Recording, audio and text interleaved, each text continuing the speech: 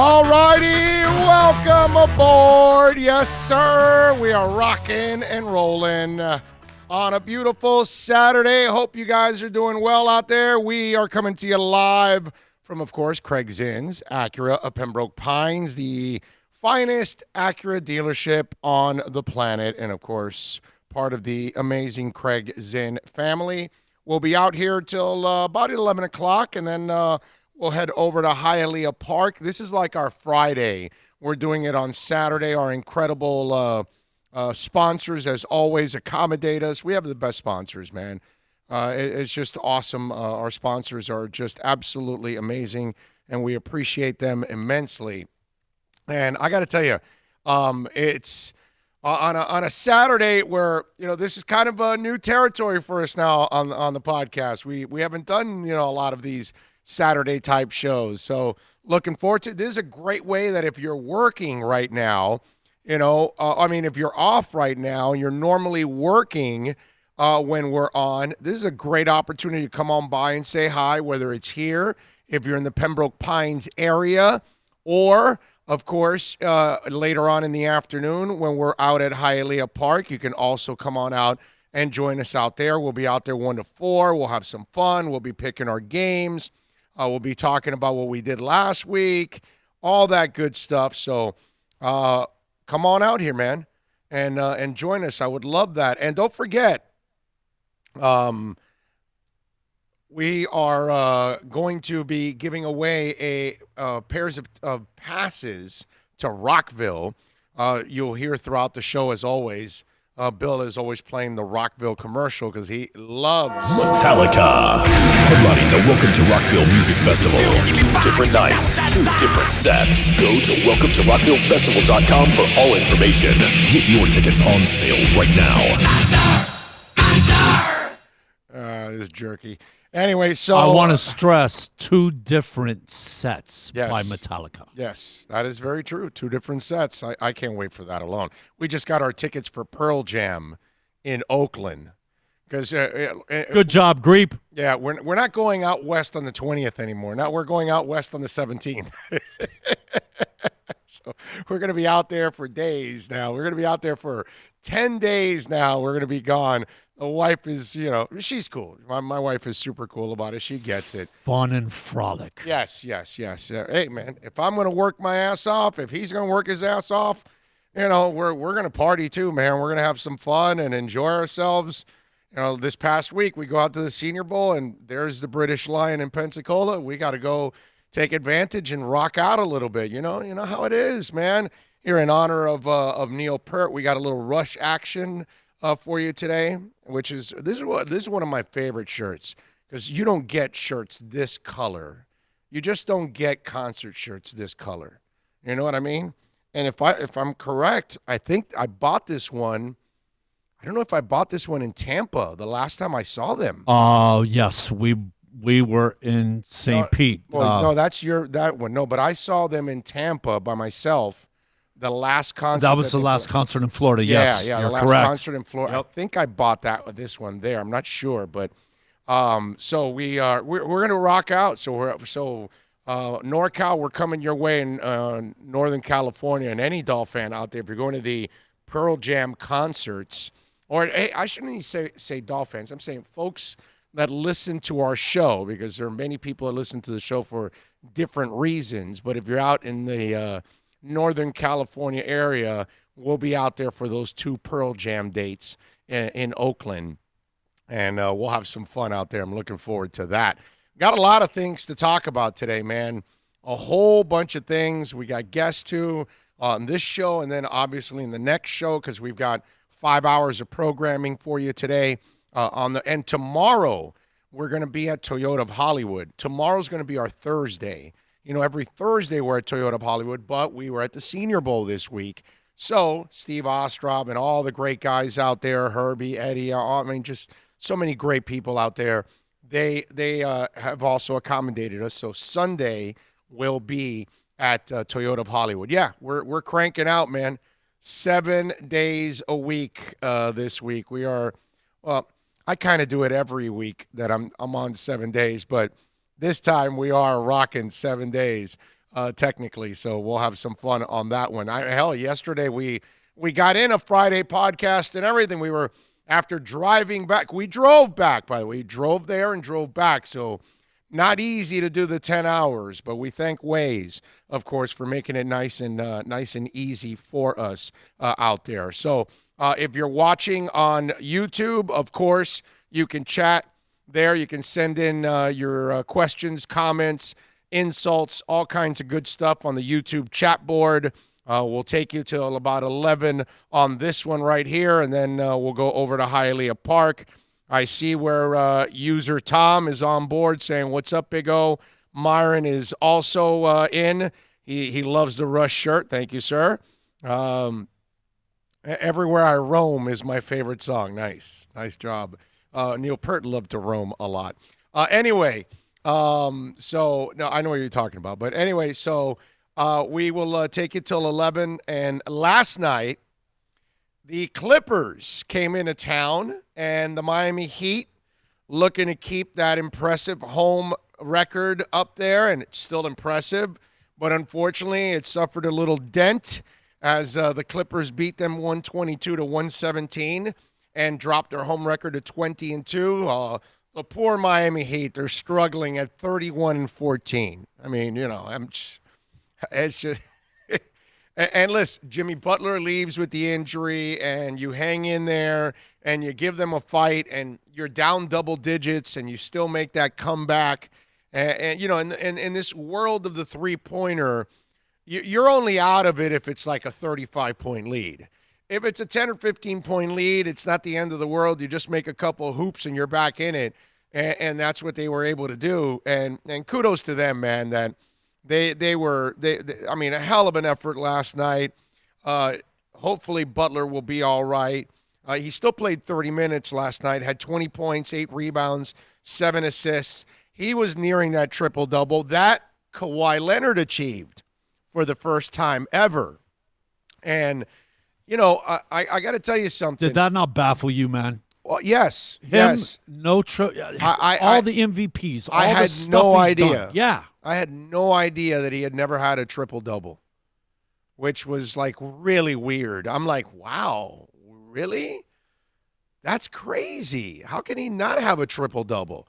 And sure enough, he got one last night with 33 points, 10 rebounds, and 10 assists. And Kawhi was asked about that, talking about the triple-double. Do we have Kawhi there? Can we play Kawhi Leonard talking a little bit about the triple-double, and asked about, is that something that he was dying to achieve or something along those lines? Here we go, I think. Is it potted up, as Kareem Hunt would say? Okay. Not at all. That's not my goal. My goal isn't to come out and get triple doubles or get stats. I'm a player that wants to win. There you go. So, what was that? Was that a song? It was going to the next track. Oh, okay. Sounded like a song. Sounded like a. You would be correct, sir. It sounded like. Well, you can name that tune in one note. Man, it almost sounded like met a girl called Lola, took her back to my place, feeling guilty, feeling scared. Here comes everywhere. Oh no, cheap trick. Surrender. Okay. Right. Yeah, okay, the beginning of the drums, exactly. Anyway, so and I love what Kawhi had to say there, because that kind of he's kind of the ultimate team player. He really is, when you think about it. And I know some of you, well, what about this diva stuff with load management? Well, man, hey, the dude suffered an injury that obviously, whatever this injury is, it's pretty bad, bro. Because if it lingers for this long, for this many years, and they have to treat it and maintain it and all of that, then there's a fine line he walks. And yet, he overcomes that fine line to dominate your ass, hit every big bucket that he has to, turn it up. It's like he doesn't have a great first half, And then he's coming off the court, and it's like, well, the last couple of games, he hasn't had a great first half. We'll see if he gets it going in the second half. And it's like, he's the dude that's like, what, are you worried about me, bro? I mean, don't worry about me, bro. Worry about everybody else. I'll get this stuff done, and he gets it done. He's just a freaking superstar, man. That's the difference. We have an all-star in Jimmy Butler and another guy in Bam who I believe is an all-star. Okay, I'm looking at him like an all-star. But all-star is one thing. Superstar is a whole other thing. And we're going to talk about something that's kind of related to that in a little bit on the show. But it's one of those things that you have to admire the crap out of it, man.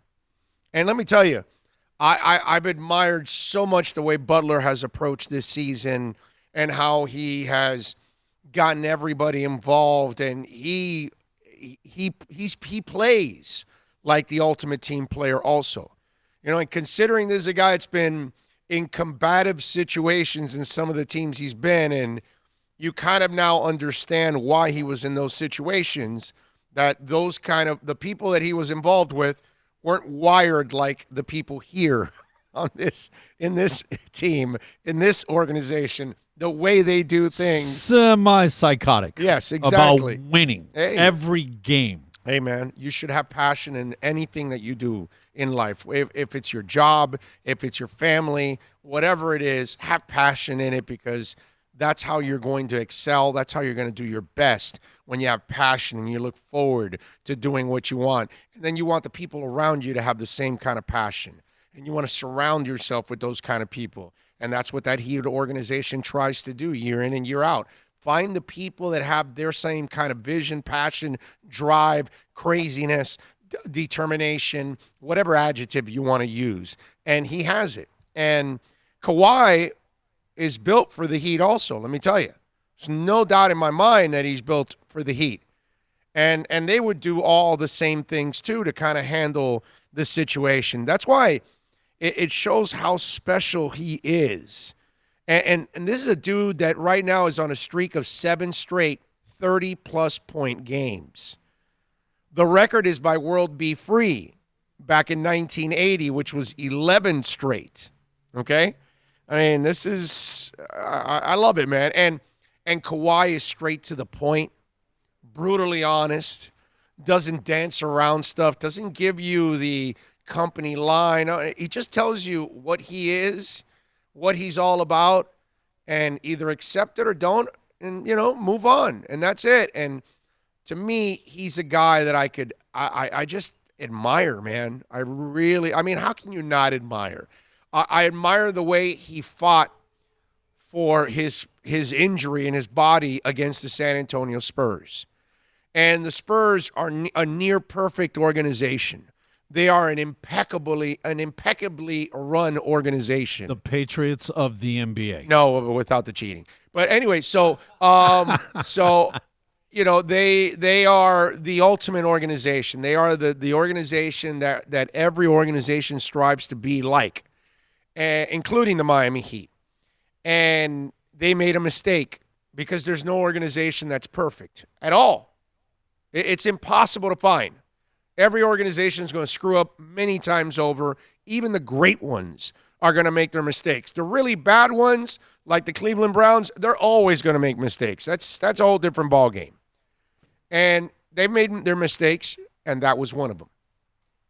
The way they handled the Kawhi situation, not trusting a player like that. That's the key. You cannot treat him like Dion Waiters. Understand? And they treated him like Dion Waiters. And that's the problem. Speaking of Dion Waiters made a debut last night. Yes. They had a whole bunch of injuries, right? The often injured Winslow was out. Kendrick Nunn was out. No Dragon. No surprise. That body's constantly breaking. I'm telling you, that European championship he went to a couple years ago, that effed up his entire career. That effed it all up, dude. I'm telling you. Anyway, as I digress. Dion patiently or impatiently or disrespectfully waits for this opportunity. And it comes out of desperation, obviously, from the coach. So I'm sure Dion knows it. And in 18 minutes, he shot an inefficient 5 of 12. But he was productive from three-point range, 4 of 9, except for that last 3 towards the end of the game that was he shot 2 air balls out of those shots. Scored 14 points, had 4 rebounds, 2 blocks, and 2 turnovers in the game. You would call it a somewhat productive night. You know what I mean? You can't call it that it was a terrible night. It was a good night. He hit some baskets. A couple of them were timely. I'll give him that. That it was something that the team needed. But you can tell that he really wanted the moment. You can tell he really wanted to kind of take over when that's not his place. Instead of trying to find and compliment, you can tell that he overdid a little bit too much, in other words. He might have taken a couple shots that he shouldn't have taken. But that's kind of the MO in this league. And I don't think that you're going to necessarily kill him for that in the film room or even here in public. But overall, I thought it was a decent outing for him. Now the question is, what does he do with this stage? Does he go Dion Waiters, or does he learn and try to mature from all of this and say, all right, dude, I got playing time. I'm getting paid and getting a little playing time now. If I can just be patient, wait for my turns here, try to do something, and try to convince people the rest of the way that I can actually be a good citizen, and I can conform, and I can contribute, and I can be a team player, and I can laugh with my teammates and celebrate in their success, not just in mine. Will he take that attitude? Because he's got 1 more year left on that contract. And do you want to spend it as the 10th, 12th man on this team? Because next year will be another round where they could add another player and another player that can skip you and dig you deeper into the rotation. And sure, you'll get your money, you'll play it out, but you would have set nothing out there as a resume for you to get another job that isn't at the NBA minimum. Because if you continue down this path of being a jerk, of being an immature jerk, okay, then you're not going to get anything. But this is a forgiving world.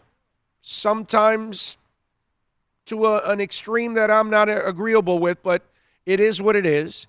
And you can come back from 800 mistakes in this world. And you've made 799 already. It's up to you, Dion. You got the stage, right? It's not a short thing because these guys are going to come back eventually, and that's going to hurt you. But Dragon is often injured.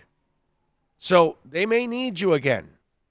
And one of the things that everybody remembers from that 28-game stretch, okay, is the performance of you and Dragon as a tandem. That's what my vision was deep in the offseason was, man, you bring Dion off the bench with Dragon, and if Dion can capture some of that magic, you're going to have a real potent bench. And the bench has already been a really potent thing already with Hero, with Olynyk, and obviously Dragon. That threesome is deadly off the bench. You know, Dion can do something for himself here.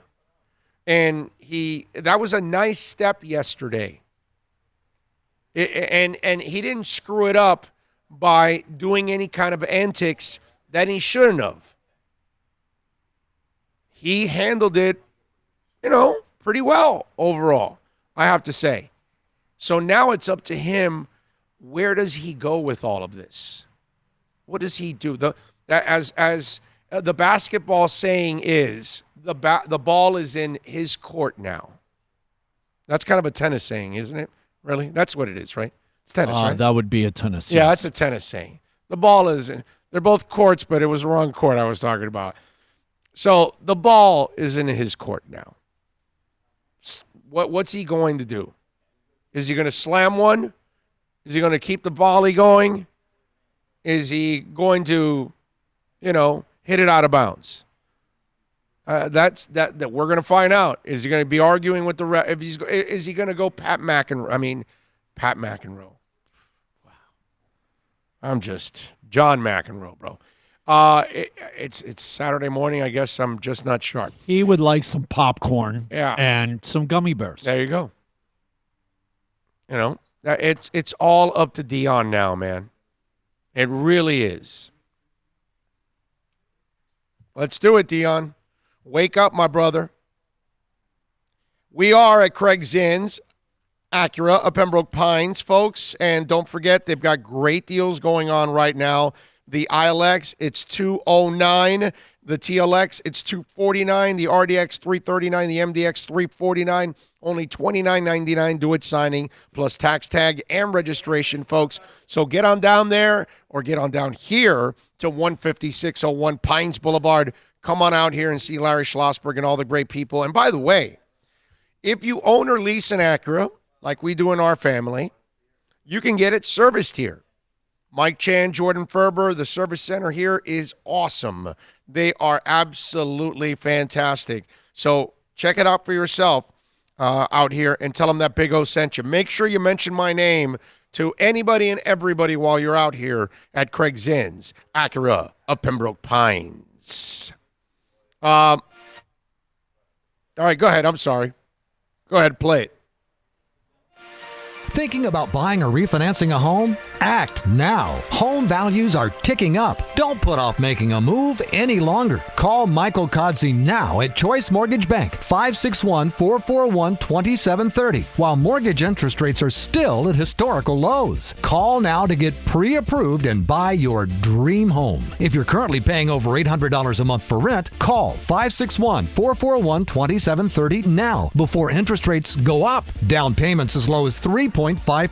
Veterans may qualify for no money down. If you own a home, but you're upside down, Michael Kodsey can help. If you're being denied by your bank or your loan process is taking too long, call 561-441-2730. Act now while fixed rates are still under 3.5%. Offices in Boca and Boynton Beach. Rates and terms subject to change daily without notice. Equal housing lender. NMLS 122081. No one expects to get into a crash, but I expect you to go to accidentlawfirm.com if you do. Make sure when hiring a driver, you go through a rideshare app so that you can be covered by the insurance, which can be up to $1 million whether you're a passenger or a driver. In other words, don't try to save a few bucks by paying cash instead of going through the app. I'm attorney Bobby Nunez from Nunez Law in Miami, and we're here to help you through the process. Go to accidentlawfirm.com for a free consultation from me, Bobby Nunez. That's accidentlawfirm.com. The world's biggest band is coming twice. Metallica. Headlining the Welcome to Rockville Music Festival. 2 different nights, 2 different sets. The weekend of May 8th through the 10th. Go to welcometorockvillefestival.com for all information. Get your tickets on sale right now. The one, the only Metallica. Go to welcometorockvillefestival.com.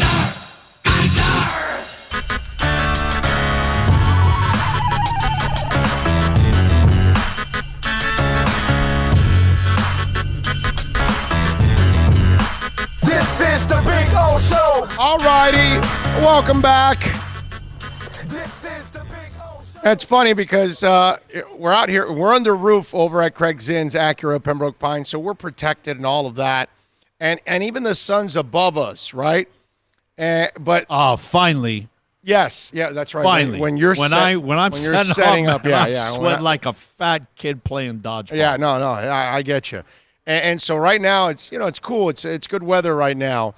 But it's funny because the sun's away from us, but I brought my glasses because it hits the floor, which then has this glare that comes up at you. And, oh, man, That glare is glaring and blaring and blinding. You're not wearing your shades because your future? No, my future's never been bright, so I don't need shades. So it's all good. It's all good in the hood, as they say. Remember, you can reach out to us and you just heard Bobby Nunez right now, on the accidentlawfirm.com text line, 786-322-1105. That's a great place to send in, of course, your questions, comments, insults, even a compliment if you happen to have one. We'll take compliments every once in a while. Why not? We feel bad enough, especially I do. When I get home, I just get, bombarded by the wife and the daughter, and they make me feel terrible because I'm terrible. So I need as much compliments as possible to make me feel a little better there. So send them in as much as possible here on the accidentlawfirm.com text line. You look really cool with your shades on right now. Oh, my Caneswear shades on. Yes. Brett and all the great people. Brett hooked you up, huh? At Caneswear. Well, yes, of course, man. Hey, man. I got all the shades in my car are shades from Caneswear now. They're different cane shades. That's what I wear now everywhere I go. I've put my Oakleys aside, and I've been wearing, because these are UV protected and all, so they're really good, man. Extremely affordable, by the way. That's the other thing. It's a joke. It's a joke. I gotta love everything at Caneswear. They are so phenomenal, and these are such cool glasses, man, and they feel great. They really do. Anyway, so we are out here. We're having some fun. Come on by, see all the great people out here at Craig Zinn's Acura Pembroke Pines. I guarantee you, they will definitely take care of you. What do we got here on the chat board? Morning, guys, on this beautiful Saturday. Thank you, Emilio. Appreciate it. They're asking me if the Nunn injury is serious. I don't know, man. We got to wait. The Heat doesn't say much, so I have no idea how serious it is. Well, you know what? We'll find out on Monday against Orlando if he plays and where he's at. You'll see. Emilio says Dion needs to understand that he is not a superstar. He's a good basketball player. That's all. Emilio will never understand that. Ian from Brooklyn says, happy Saturday, folks. What's up, Big O and Bill? Thank you, as always. Myron says, I know my Niners got a 53 team. The Chiefs got the one guy on Patrick. I believe defense wins championships. Yeah, and, I agree. And I'll get into that, Myron. I'll give you a little – I got some thoughts on the Super Bowl that we'll get into here on the program. By the way, speaking of the Miami Heat, the Andre Fernandez, who covers the Miami Heat for The Athletic, will join us at the top of the hour at 10 o'clock to start hour number 2 here of the program. We'll have Mr. Fernandez on to talk a little bit about that game last night. Fun game last night, man. Great atmosphere in that game last night. Let me get into a little bit of Eli Manning, because this is one of those fascinating conversations that we have. And of course, I'm talking about Hall of Fame, right? Because that's the question that everybody has since he retired yesterday. And Eli, first of all, one of the things, talking about how he was himself and in the retirement. Let's play that soundbite of Eli talking about being himself. It's impossible to explain the satisfaction, actually the joy I've experienced being a Giant. From the very first moment, I did it my way. I couldn't be someone other than who I am. Undoubtedly, I would have made the fans, the media, even the front office more comfortable if I was a more rah-rah guy, but that's not me. Ultimately, I choose to believe that my teammates and the fans learned to appreciate that. They knew what they got was pure, unadulterated Eli. I don't have any regrets, and I won't look in the rearview mirror. I love the part where he says unadulterated Eli, because he had a little Eli. I don't know if you get time, edit just that part, pure, unadulterated Eli. I just thought about that. I want that soundbite. I want to replay that later on. But anyway, talking about that soundbite, okay, just that soundbite there. You're a Giants fan. if you ever get to talk to Dan Marino, okay, he took pride in being a Miami Dolphin. He takes pride that he played for the Dolphins. Deep down inside, it'll freaking eat him alive that he didn't win a Super Bowl. Okay? Whatever he tells you, whatever, I'm telling you, deep down inside, that's the only regret he'll have. But he doesn't hold it against the Dolphins. But he is a guy that takes so much pride in wearing that helmet. And there were a lot of players like that over the years. And you, as a fan, you love that. You love that Wade loves being a Miami Heat. That Alonzo Mourning loves being a Miami Heat player. Take a lot of pride. There aren't any players that take pride in being the Marlins. They just were lucky and happy that they won the championships in 87 and 2003. But there's really nobody going, oh, I have so much pride that I wore the Marlins uniform, because the organization has stood for nothing. Okay? And so this is different. And if you're a Giants fan, you have to take a lot of pride, a lot of honor, and feel great that here's a guy that really wanted to be your quarterback, really wanted to wear that helmet, really wanted to wear giant blue, really took pride in representing the team, its players, his organization, his fan base, and he will gladly be a Giant for the rest of his life. And he talks a little bit about how he loved being a Giant. Can we play that one, please, Bill? It's been an honor to be a part of this family, and I hope that I've represented the organization in the way that you wanted me to from my first day to my last. For most of my life, people have called me easy. Believe me, there is nothing easy about today. Wellington Mara always said, once a Giant, always a Giant. For me, it's only a Giant. Thank you so much. And if that doesn't break you up a little bit, then, you know, I think you're half dead inside or something like that.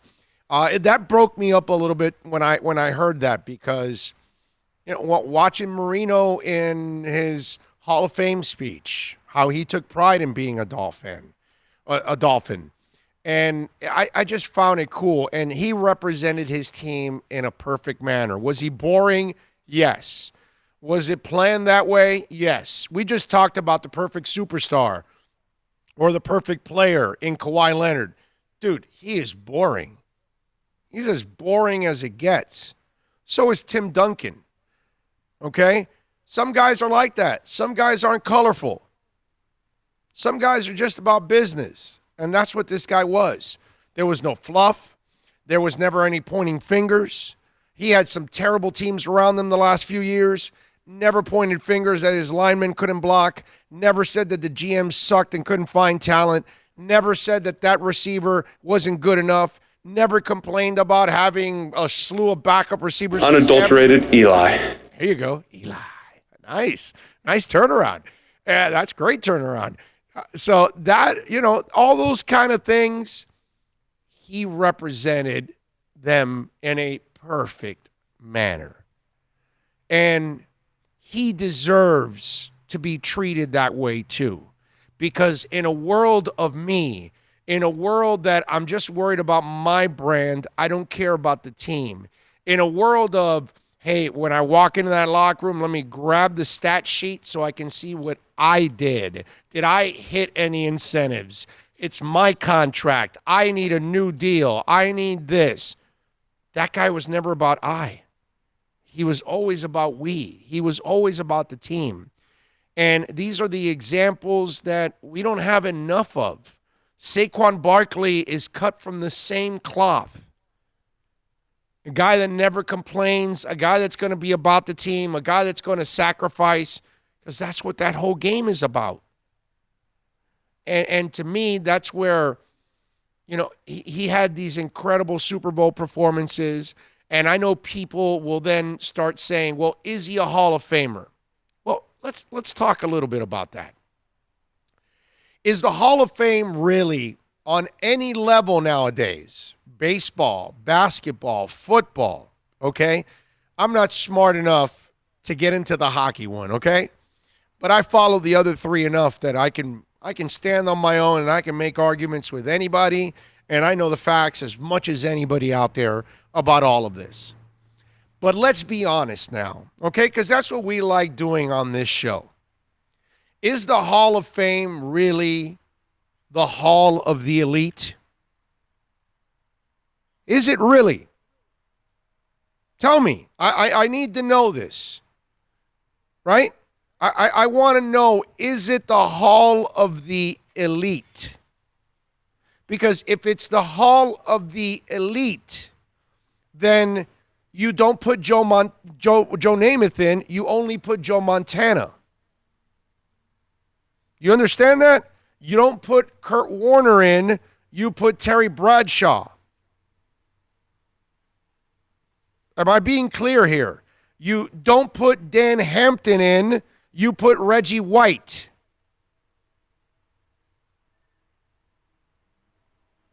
I hit you right there, didn't I? I hit you right in the gut, didn't I? Did I hit you right in the gut? Unacceptable. All right. He's a Bears fan. I knew, but I got, hey, man, I've got the ammo. But again, it's not to slam Dan Hampton, right? But hey, you don't put Gale Sayers in, you put Walter Payton in. You know what I'm saying?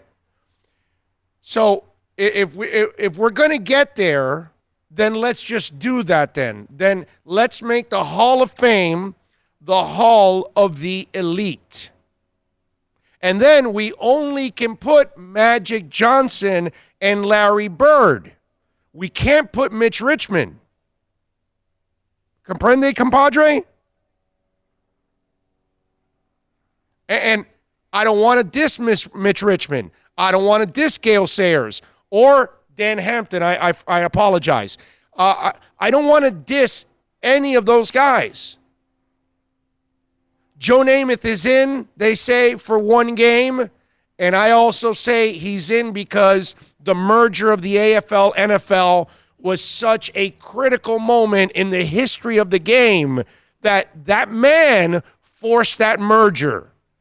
Because when the Jets and Sonny Werblin said, we're going after him, we're going to give you $400,000 and a brand new Lincoln with the what are those called? Those dead man doors. What are those things called again? The suicide doors. That's it. That badass Lincoln. To this day, it's still a badass car.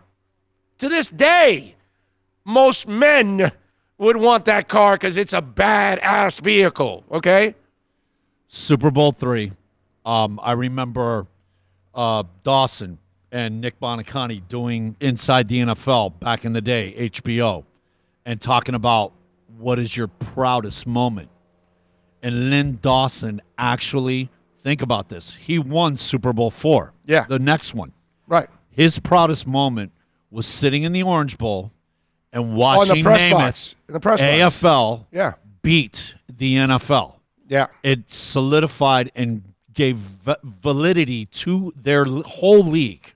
And for him to say that his proudest moment is watching Namath win the Super Bowl, and he wins the next one, Super Bowl IV. Well, it gives you a perspective of how big that Super Bowl III was. No doubt. Len Dawson, that moment, because they were talking up in the press box down the AFL and then the NFL.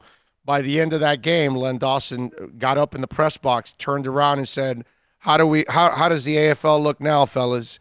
And so they were all kind of quiet. So that was kind of part of his final shot at those people that were taking shots at the AFL. But my point is that we have watered down the halls of fame on all of them. We don't put in the elite of the players only. We put the other players that are great but did not accomplish nearly as much. Because remember, think about this. If we did only the elite of the elite, then there'll only be a few players in every. Because how many Magic Johnsons and Larry Birds are there? So it's Michael, Larry, Kareem. Is that what we're going to do? We're just going to put those top guys. So James Worthy's not worthy of being there because he's not Magic Johnson? Come on, dude. You know what I'm saying? So we have gotten to a point where I think our definitions of the Hall of Fame vary, but what doesn't is the definition of it overall. We have made it pretty clear that if you have established yourself as a pretty damn good player that's had some success in this league for a certain stretch, or you have played in big moments and you have performed in those big moments, we put you in. Because Kurt Warner's career, this is a guy who's bagging groceries, playing in an arena league, then goes, with the Rams, and it's one of the greatest teams we've ever seen offensively ever. He was deadly accurate. And then he falls off a cliff, and his career goes completely in the dumper again, and then gets resurrected again in Arizona, where he ends up in a Super Bowl. They don't win it, but he gets a lot of credit because it's Arizona, for Christ's sake. They got to a Super Bowl. That's amazing. You know what I mean? If they call the penalties that were supposed to be called on that play Maybe. right before the half that goes back 98 Right. yards, there's like 2 holds and 2 clips right there by where the guy is running with the ball. That should have been called, no touchdown. That's the difference of the game. Maybe. You never know, but there's a whole half to play. So you never know. Now, You can't play the what if at least game. a 10-point swing. A field Right. goal, and Pittsburgh got 7. Yeah. At least 10. Yeah. But again, these are things that we have to understand, that we have not made the Hall of Fame anymore the Hall of the Elite. And if we want to do that, then let's do that. But we're not. We're way past that already. And we're putting players in that are really, really good, but they're not the elite ones. Let's just be honest. That's what we're doing. And Eli has earned every right to be there. Okay? I talked about it on the Thursday show, and I enlightened a lot of you with John Elway's stats, because as great as he is, people forget that his first half, his stats were pedestrian. It doesn't mean he wasn't a great player. It doesn't mean that his team didn't suck around them, and then, whether it's Sewell or Sammy Winder or whoever he was playing with, they were just guys, and he had to elevate those just guys. He had the 3 amigos, which were pretty good. But, we're talking about a guy that did not accomplish a lot early on. And yet he got to Super Bowls where he got killed. And then, obviously, he got his revenge. So we've reached a point now where we have to understand that the Hall of Fame is a place where we celebrate greatness, but not to the point of being elite. We put in the elite, of course, and we celebrate them, but it's the definition is a little bit more wider than it should be. And by the way, this is why we also induct coaches, and we induct owners, and we induct people that affected the sport in a major way in at different levels, because it's about the people that were a part of the game and the great moments of the game. And so let me ask you something. In those 2 giant Super Bowls, if you take Eli Manning out, what do you have? You need somebody to make the biggest throws in those 2 games. I get it. The defenses were the anchor of those teams. They put incredible pressure on Tom Brady. I was just going to say, you could specify that defensive line. Yes, I get all of that, dude. Tom Brady came out yesterday, and you got to love what Tom Brady said yesterday. Do you know why you got to love it? Because it was classy and it was truthful. Here's his quote. "Congratulations on your retirement and a great career. Not going to lie, though, I wish he hadn't won any Super Bowls. I love it. I freaking love it, man. Competitor that he is, he's still pissed that he lost. That guy's got 800 rings and he wants 802. But what are we going to do? Are we only going to put Brady Montana and Bradshaw and Unitas and those kind of guys in the hall, and then that's it? You can't do that. And by the way, you'd go to Canton, you'd pay $35 to walk in, you'd see 35 guys, and you'd walk right out. All right? If we only put the elite of the elite, we'd only have a few guys in there, and the rest be a really short trip through the Hall of Fame. So I think we got to include some of these guys that have had great careers and were incredible in great moments, and that's what Eli was. Even in the championship games, he played well. It wasn't only the Super Bowls. That's why I would tell you that, it's just one of those deals where we got to look at it a little differently here. We got to understand where we're at with these Hall of Fames. Peyton Manning, his brother, I thought it was let's hear from Peyton Manning talking about Eli Manning's retirement and his brother. I thought that there's a part of it that I find kind of funny when he's talking about his own brother. Can you play it, Bill? Go ahead. Fire it off. Real proud of him.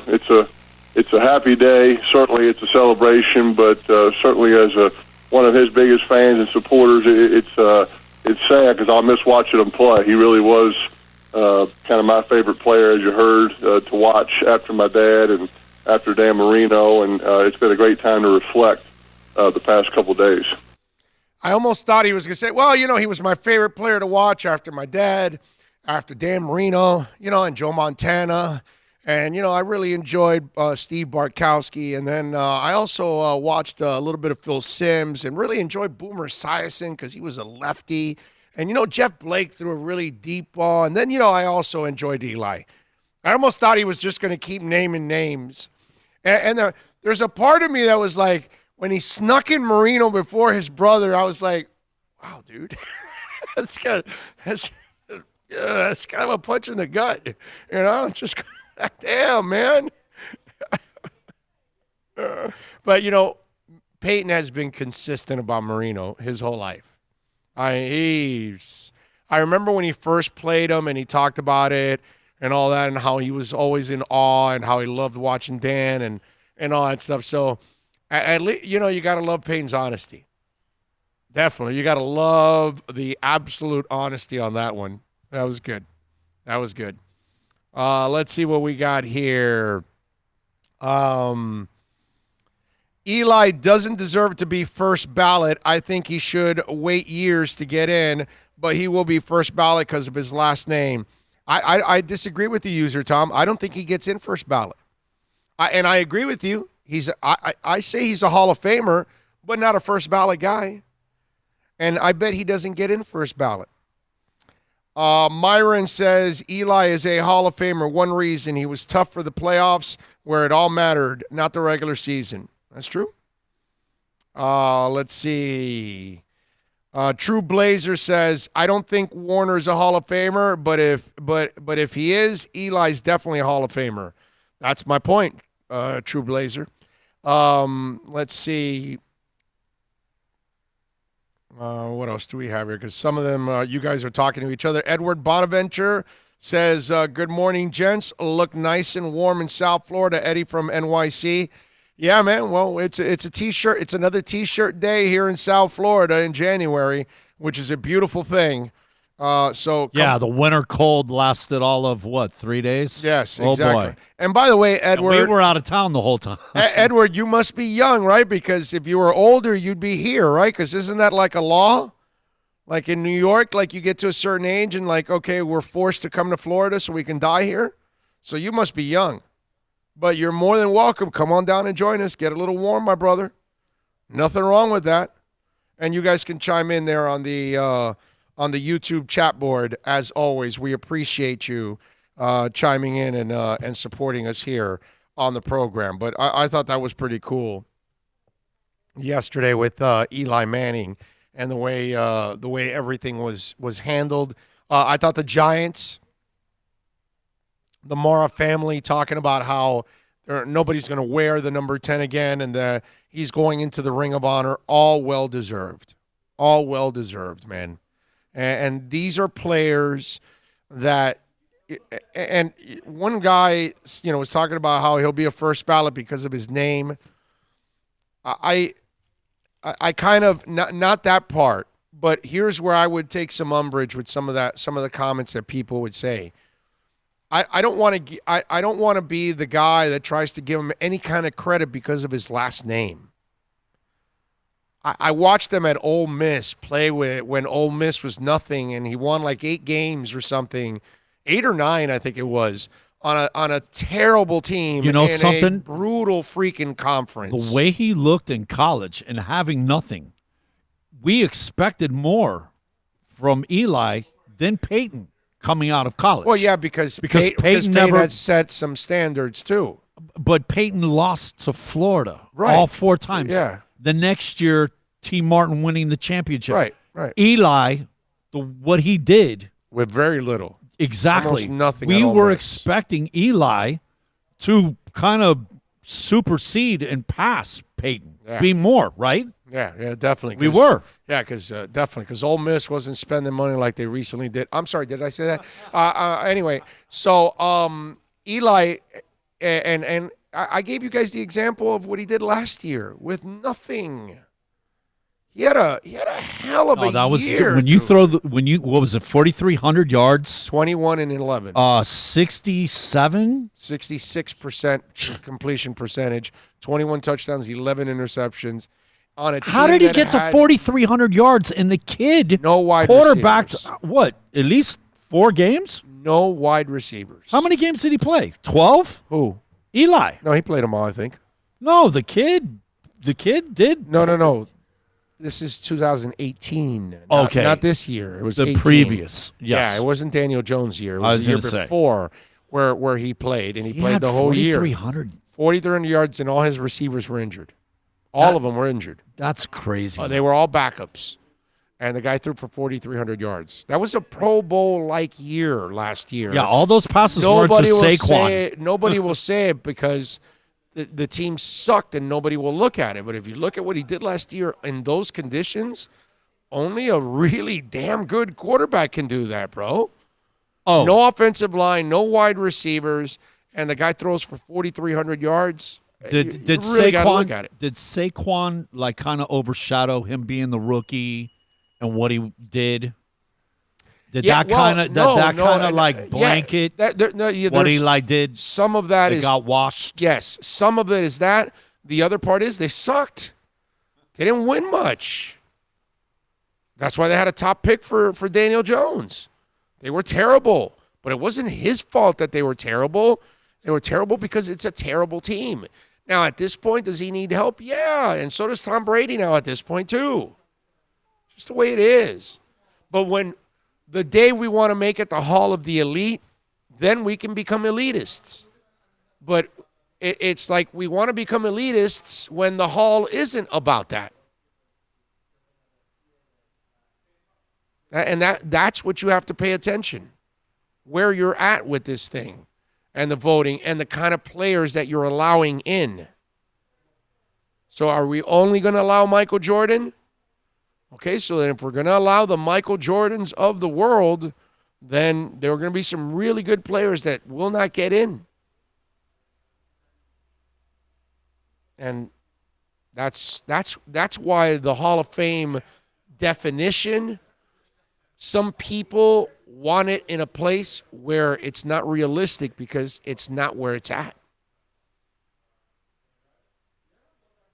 And that's where some of you out there, you have to come to, join us in reality.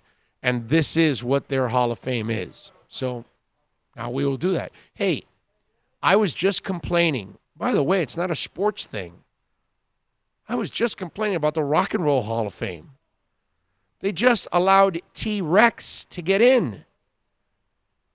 T-Rex has no business at all in the Hall of Fame.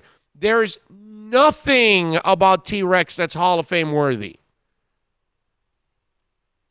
That's where we're at.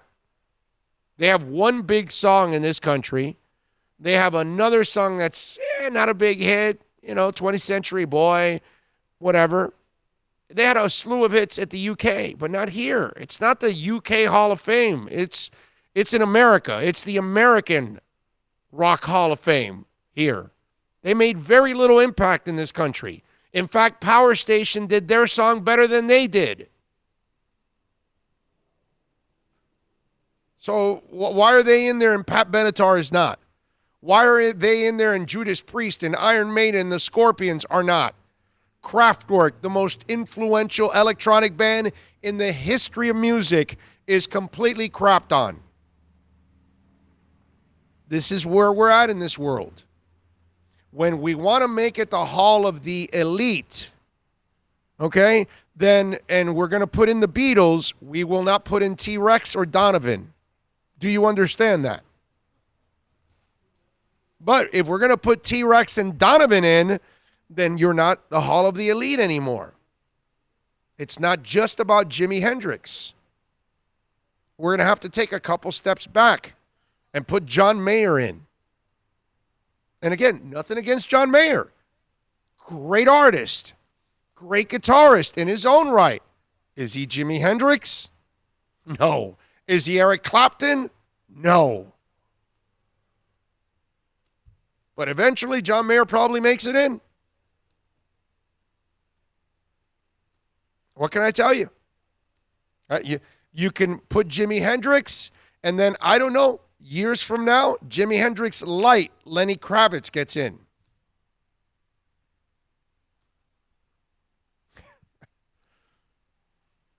When we want to make it the Hall of the Elite, then come talk to me. And then we'll have that brutal conversation of who's elite and who's not. Hey, I started the hour talking about the Heat, right? I said, Jimmy Butler's an all-star. I said, Bam is playing like an all-star. But what is Kawhi? That ain't no all-star. That's a superstar. The superstar says, no, this is over now. I'm taking over. All-stars, they take over when they're on. Superstars turn it on whenever they want. That's the difference. So when we want to make it the Hall of the Elite, then we'll do that. All right. We got 1 hour down, right? Yes, and we need to get busy because... Yes, Andre Fernandez. Yes, sir. Speaking of the Hall of the Elite, Andre Fernandez from The Athletic. The Hall of the Elite. That is up next. We talk Heat basketball and the Clippers next.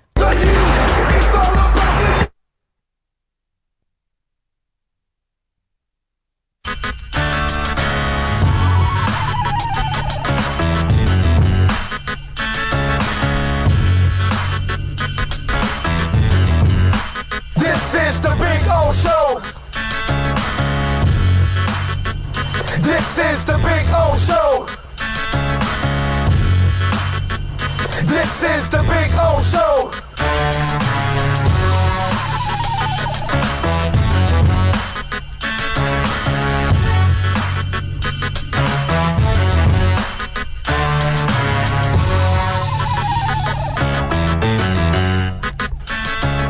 Plus tax, tech title. It includes $8.99 dealer fee on approved credit. Offers end 11/10/19. Over 1,500 Toyotas are on the ground, and truckloads of new 2020 Toyotas just keep on coming.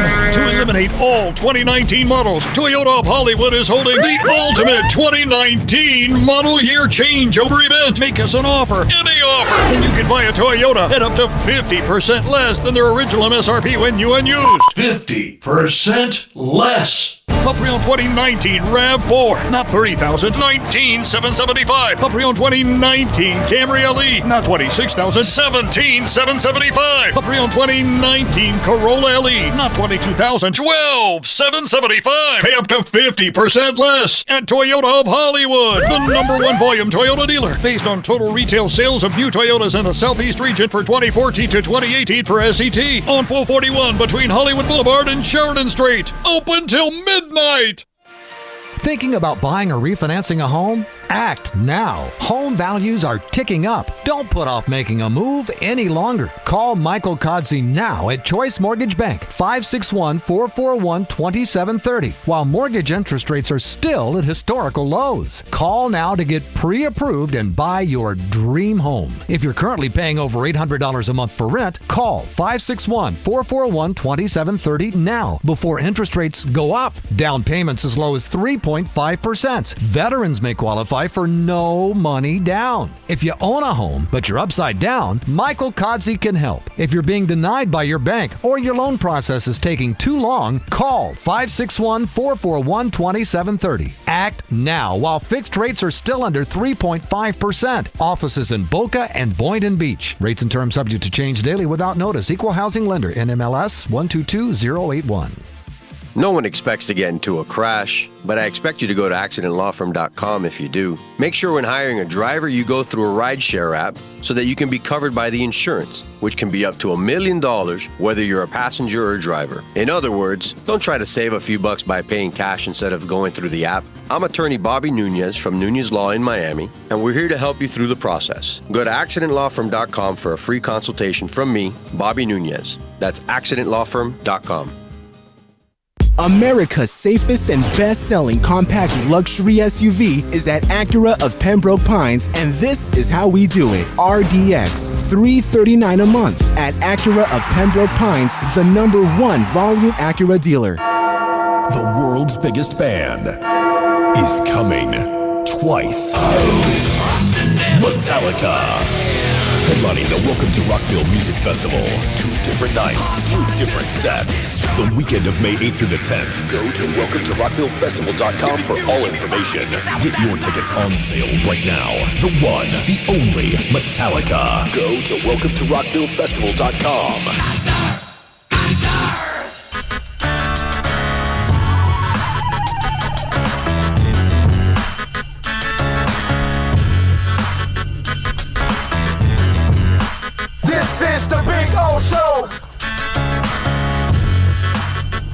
This is the Big O Show. This is the Big O Show.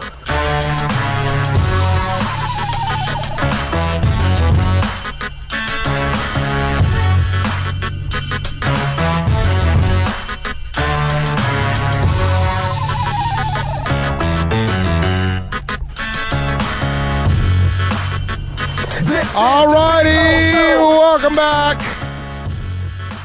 We're going to talk a little Miami Heat now with Andre Fernandez from The Athletic. And, of course, you can follow him on Twitter at FernandezAndreC. Last night, the Miami Heat, they ended up losing to the Clippers 122-117, dropping the record to 31-14 and a 20-2 home record, suffering their second loss of the season at home, both to the Clippers and to the Lakers now. So they've lost to 2 West Coast teams, 2 of the elite teams, actually. In the we just came off that Hall of Fame elite conversation. Oh, hey, man, right now the Heat are only losing to elite teams at home, you know, and they're considered really, really good, maybe not elite. You know what I'm saying? So, but does that mean the Heat are Hall of Fame worthy also? There you go. All right, we are going to get into it right now with Andre Fernandez. And remember, Andre, you can follow him on Twitter at FernandezAndreC. Catch his exceptional work at The Athletic. Remember to subscribe to Athletic. It's like a joke. It's like $4 a month or something. And you get coverage of all your teams. I'm sure they're going to add an Inter-Miami reporter very soon now. And you'll get the Nation, too, at the same time. Let's bring him aboard. Andre, good morning, my man. How are you doing? Good, buddy. How's it going? Oh man, loving life, my brother. It's a man. It's a beautiful thing. So when are you guys announcing your Inter Miami reporter? We're working on it. I know they've been writing some stuff here and there on them. It's like most of the important stuff. But I'm hoping soon. I'm hoping any day maybe we get some good news on that front. That'll be good. That should happen though. You move the budget over from Marlins to Inter, which is really really smart on your part because you're gonna get a lot more business on that end. All right, let's get to brass tacks here. Let's get to the real deal. The Heat last night.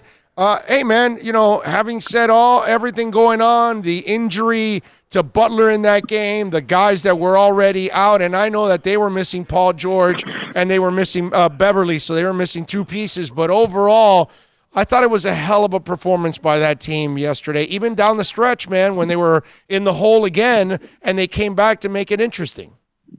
Right. Well, I think, people probably, the way the season's gone, they've had a few ups and downs. People forget that the Clippers were a lot of people's championship pick coming in. Yep. And they showed that at times last night, the talent they have on the floor when it's all put together. I mean, it wasn't even all put together, like you said, but at the same time, you could see when Kawhi is on, when he hits those stretches like that. I was just talking right now saying I could not believe that was his first career triple-double. Like, I was in total shock when I saw the tweet, But again, the Heat, some of the stories of the night, one of the biggest ones, obviously, Dion actually stepping on the floor and then, contributing and, doing, what he did at the end there with the 2 blocks, the 3, moments where he contributed on the floor was good to see. Finally, he was like the last remaining holdout of the guys that, we've talked about that before, what's been going on with him and this season to get guys that can contribute off the bench like that. So it's interesting to see where that storyline goes from here on out. Yeah, no, I'm with you. But getting back to Kawhi, that's the difference, my brother, when we see, Jimmy's an all-star, Bam might be playing like an all-star at this point in time, but a superstar turns it on whenever they want. And that's the thing about that guy and how he can elevate whoever he's with, whether it's San Antonio, Toronto, or last night, the Clippers. Yep. Yeah, definitely. I mean, you see the not just the way he creates to the rim, the way he finds teammates. I mean, like I said, that's why I could not believe that he's never had, a triple-double before because, it's not like he's just a shooter. It's not like he's just a scorer. The guy can, he has, all-around facets to his game, and you saw that on display last night and, picked up a big win for them because, they've had, that report that came out of it for us that saying that, things haven't been exactly, great on, behind the scenes with them this year. But when they turn it on and, once they get George back, they get Beverly back and imagine how, they're going to face the Heat again. I mean, Miami's going to LA in a couple of weeks. So we'll see how that goes with the rematch. Listen, all that stuff is blown out of proportion. It's because they've got weed legal there in California because I don't know what the hell Montrezl Harrell is smoking. They had won 6 of 8 going into that game last night, and now 7 of 9. Doesn't sound to me like a team that's freaking struggling, dude. I mean, if you're the Atlanta Hawks and you want to talk about that there's chaos, or you want to talk about you're not happy if you're the Portland Trailblazers, I can get that situation. Right. And the other thing is, brother, if you're going to complain about preferential treatment for Kawhi or Paul George on that team, then you're a moron because you got no shot at a title without those 2 guys and without taking care of them for the whole season, right? No, absolutely. No, you see, that's what makes that team click. Like you said, I mean, Kawhi can elevate to another level. Once you get Paul George back, you have that kind of a star again. And that supporting cast is really good. Lou Williams, him, the players they have there kind of all around the mix there when it's on. You got a little bit of a glimpse of that last night, and I think, down the stretch you'll see it even more. Yeah, and hell, our guy's competing with Lou Williams for 6th Man of the Year. Only problem is he can't stay healthy. Damn it! Dude? What's going on? What is it? My theory is the worst thing Goran did, and I know it was great for him and his country, but the worst thing he did a few years back was go play in that European tournament. I think that ended up being the nail in the coffin that put so much wear and tear on his body that it's never recovered from that point on. And I think it all stems from that. But that's just me. I'm not a doctor, and I didn't sleep in a Holiday Inn last night. Well, yeah, that's the thing. I mean, I thought, that was the first thing I told Manny last time. Like, that's what they missed the most. I mean, out of the guys that were hurt, even more than Kendrick Nunn. At times last night when things started to slip away, I'm like, this is when Dragic could come in off the bench if he wasn't in the game already and flip the tide. We saw him do that the game before when they were struggling against the Wizards. He was part of that second unit that came in and lit it up and, turned things around. He's done that a bunch of times this year. Physically, yeah, I mean, he's even had to change the way he plays. You saw he's shooting more threes this year than he ever has. Luckily, in a good way, he's been more accurate than he's been in years from that end, but he's had to make those adjustments to compensate for some of this wear and tear. I mean, I don't think it's anything serious, but it's just unfortunate that, again, it seems like he keeps getting these little nagging injuries. He got the groin earlier this year. Now this, who knows, maybe this could sit him down for a couple games or we'll see. I mean, we'll find out more tomorrow, but, it's just annoying that you can't, if this continues to pop up because he's a little older now because of the wear and tear. Let me ask you, how serious or what do you know about the Kendrick Nunn injury? Well, that's what we're going to have to find out a little bit more tomorrow, but I know when I saw Achilles, or whenever I see Achilles, I'm a little bit like, uh-oh, because obviously it's not something that, it's something, it raises alarm bells just hearing that word, so I think tomorrow practice you might hopefully get a better indication of that, but that would be, extremely unfortunate seeing what he's become this year and, the role that he plays with them in their starting lineup and just the offense he can generate. I mean, he's been their leading scorer a bunch of times this year and, we know the story. It's one of those surprise stories of the league this year. So what do we know about Jimmy Butler, my brother? Well, the rolled ankle, I mean, I guess today is one of those days where he'd probably come in, probably get some treatment, see some, get reevaluated a little bit, but it could be, similar to Goran, like one of those day-to-day situations. Let's see how it responds over the next couple of days. I mean, the thing is now with this back-to-back Monday and Tuesday, it's very surprising to me if all of them are back for Monday for sure against Orlando. And then even that within itself, how they have to manage it a little bit, see how much one guy plays or whatnot with these injuries. So, I mean, the banged up Heat going into these next two, and then, the Celtics game on Tuesday is going to be big as well. Any clash with any of these five teams that they're battling right now. But I think the one I think I'm concerned about the most just because of the nature of what it is with Nunn. Yeah, definitely. Achilles is something that scares the hell out of me, man. Andre Fernandez, of course, with The Athletic, covers the Heat every day. Make sure you follow him on Twitter at Fernandez Andre C, and you catch his work there at The Athletic. All right, so let's get into Dion. Dion played last night, 18 minutes, 5 of 12, 4 of 9 from three-point range, obviously, 2 ugly air balls in all of that. Had the 2 blocks and the 4 rebounds overall. Now, Andre, first of all, what'd you think of that performance? Because it wasn't efficient as a shooter overall, but as a three-point shooter, it was efficient. 5 of 12 isn't, but 4 of 9 is. Yeah, not bad from the perimeter and not bad in that, but like my buddy Manny wrote today in his story, you wonder if Dion still even has we've seen a decline in like that first step, that explosiveness to the basket. It wasn't like vintage Dion. It wasn't him, attacking the rim.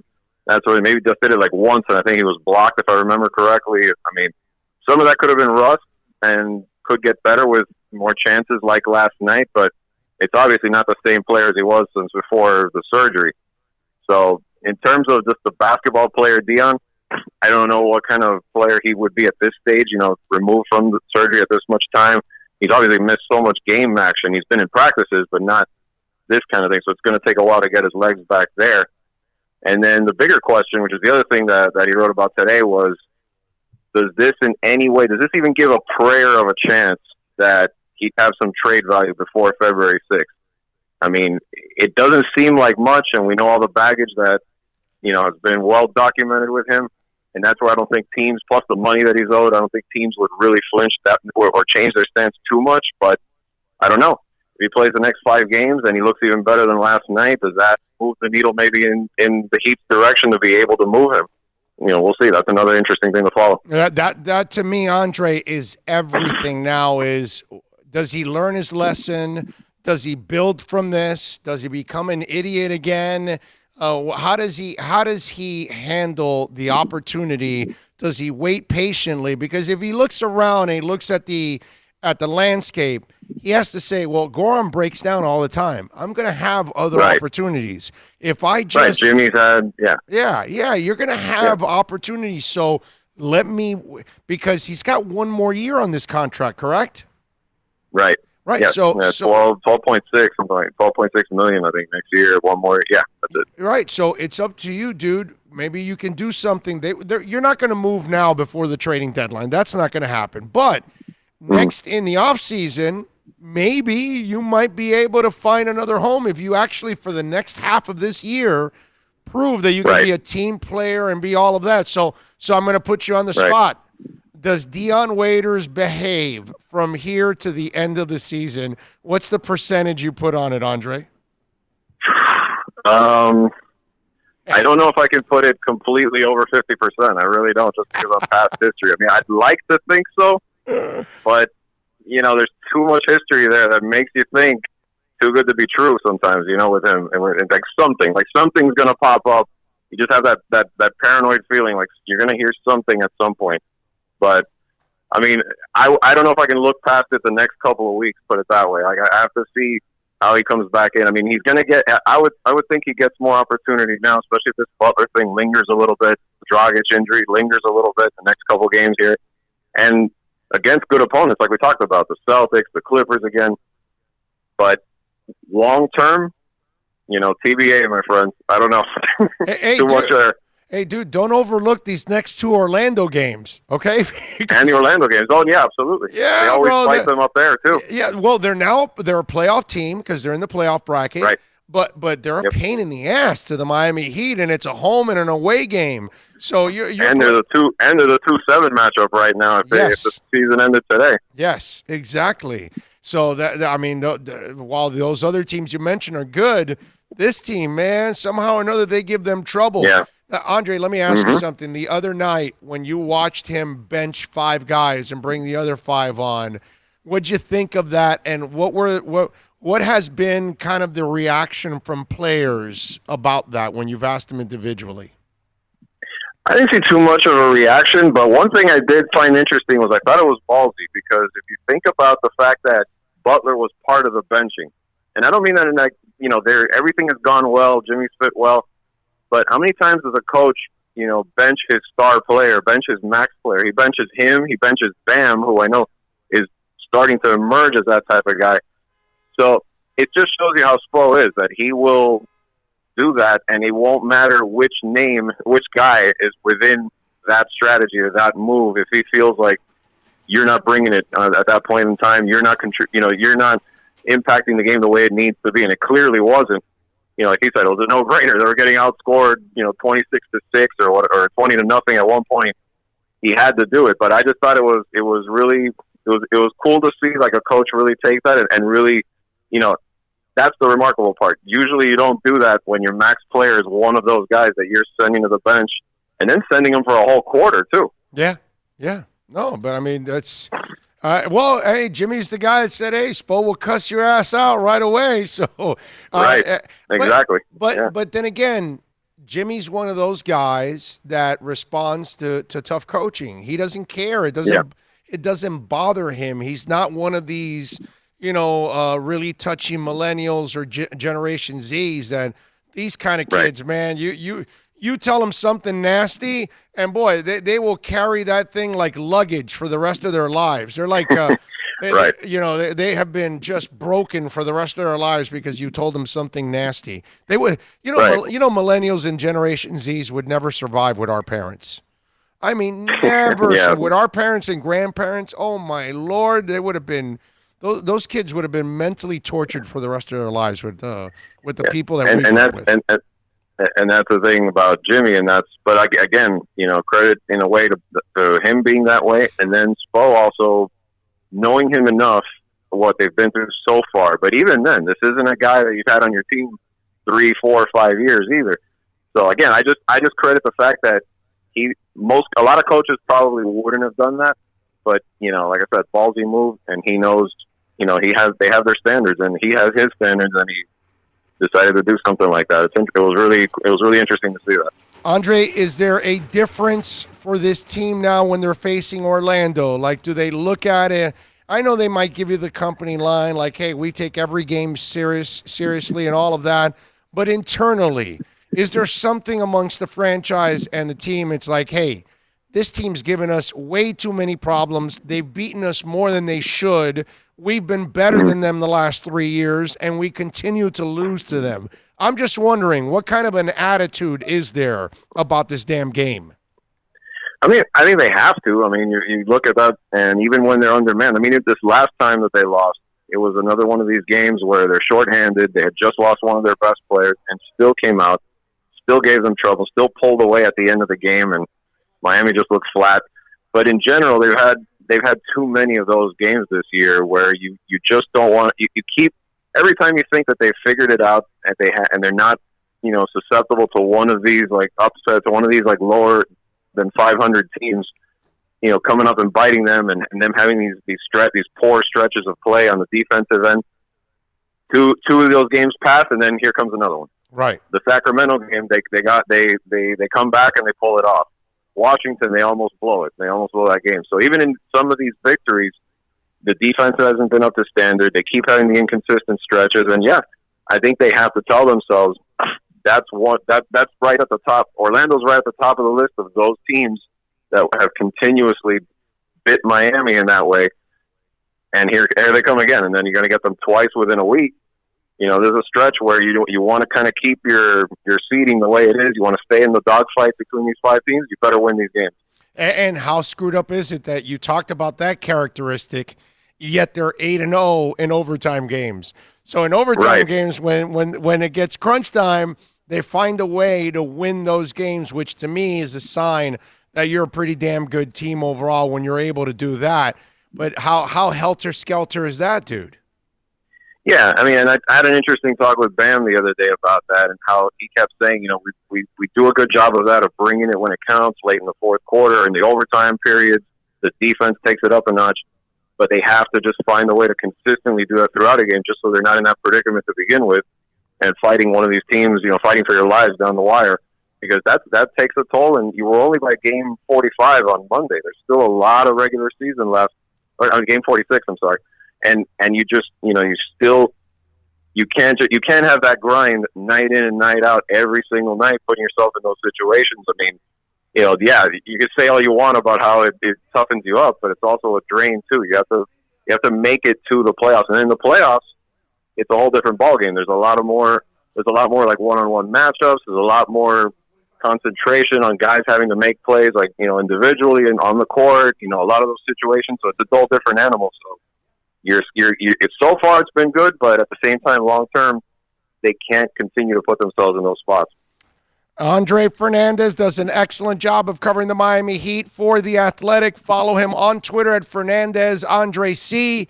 More importantly, subscribe to The Athletic. You will get great coverage of all your local teams and, of course, national perspective, too. Andre, as always, you're a stud, my brother. Thank you for taking some time. Thanks, buddy. Really appreciate it. You got it, baby. Have a good Saturday. Be good, man. Thank you, sir.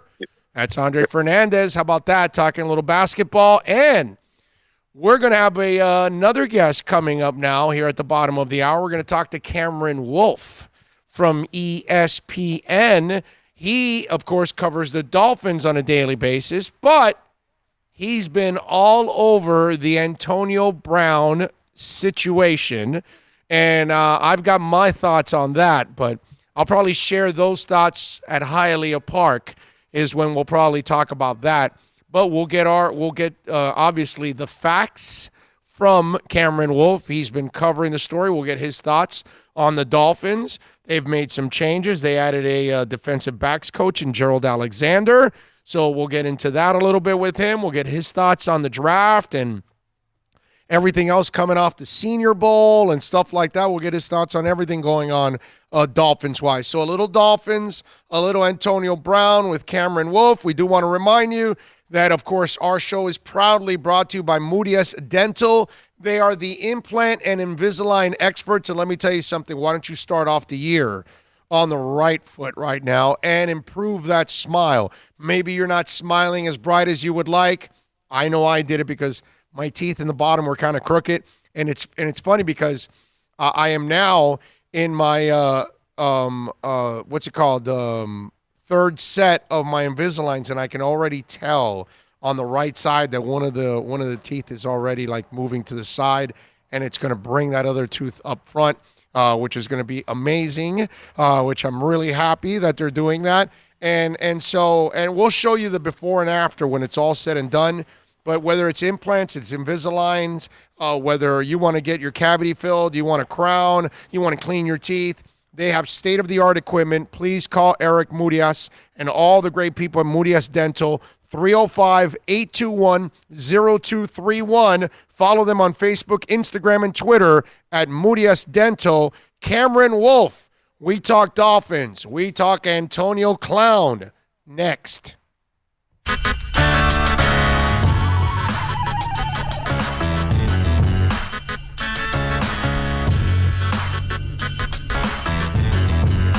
This is the Big O Show. America's safest and best-selling compact luxury SUV is at Acura of Pembroke Pines, and this is how we do it. RDX, $339 a month at Acura of Pembroke Pines, the #1 volume Acura dealer. No one expects to get into a crash, but I expect you to go to accidentlawfirm.com if you do. Make sure when hiring a driver, you go through a rideshare app so that you can be covered by the insurance, which can be up to $1 million whether you're a passenger or a driver. In other words, don't try to save a few bucks by paying cash instead of going through the app. I'm attorney Bobby Nunez from Nunez Law in Miami, and we're here to help you through the process. Go to accidentlawfirm.com for a free consultation from me, Bobby Nunez. That's accidentlawfirm.com. Thinking about buying or refinancing a home? Act now. Home values are ticking up. Don't put off making a move any longer. Call Michael Kodsey now at Choice Mortgage Bank, 561-441-2730, while mortgage interest rates are still at historical lows. Call now to get pre-approved and buy your dream home. If you're currently paying over $800 a month for rent, call 561-441-2730 now before interest rates go up. Down payments as low as 3.5%. Veterans may qualify for no money down. If you own a home, but you're upside down, Michael Kodsey can help. If you're being denied by your bank or your loan process is taking too long, call 561-441-2730. Act now while fixed rates are still under 3.5%. Offices in Boca and Boynton Beach. Rates and terms subject to change daily without notice. Equal housing lender. NMLS 122081. Plus tax, tech title. It includes $8.99 dealer fee on approved credit. Offers end 11/10/19. Over 1,500 Toyotas are on the ground, and truckloads of new 2020 Toyotas just keep on coming. To eliminate all 2019 models, Toyota of Hollywood is holding the ultimate 2019 model year changeover event. Make us an offer, any offer, and you can buy a Toyota at up to 50% less than their original MSRP when new and used. 50% less. A pre-owned 2019 RAV4, not $30,000, $19,775. A pre-owned 2019 Camry LE, not $26,000, $17,775. A pre-owned 2019 Corolla LE, not $22,000, $12,775. Pay up to 50% less at Toyota of Hollywood, the #1 volume Toyota dealer, based on total retail sales of new Toyotas in the Southeast region for 2014 to 2018 per SET, on 441 between Hollywood Boulevard and Sheridan Street. Open till midnight. The world's biggest band is coming twice. Metallica.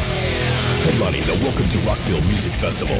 2 different nights, 2 different sets. The weekend of May 8th through the 10th. Go to welcometorocktillefestival.com for all information. Get your tickets on sale right now. The one, the only Metallica. Go to welcometorocktillefestival.com.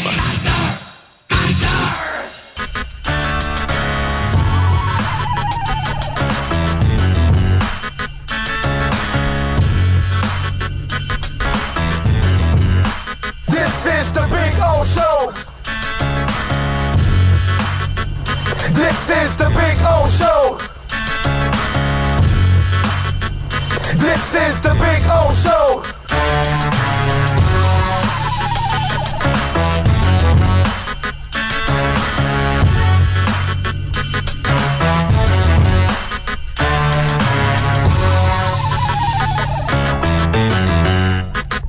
All righty, welcome back. This is the Big O Show. We promised you we're going to talk a little AB, a little Miami Dolphins. Cameron Wolf does an excellent job, as always, covering the Miami Dolphins. And for ESPN, NFL Nation reporter. And he's also been on the crazy beat that is Antonio Brown. So we'll ask him about both things, get his thoughts on all of that. You can follow him, by the way, on Twitter at Cameron Wolf. Let's bring him aboard. Cam, good morning, my man. How are you doing? I'm doing all right. How are you, Big O? Oh, I'm loving life, baby. Cannot complain out here at Craig's Inn, Acura, Pembroke Pines. All right, so you've been on this crazy beat now with Antonio Brown. You know, yesterday or 2 days ago when he comes out of jail and you're out there, I see the suit and just, Cam, do you think he still gets it?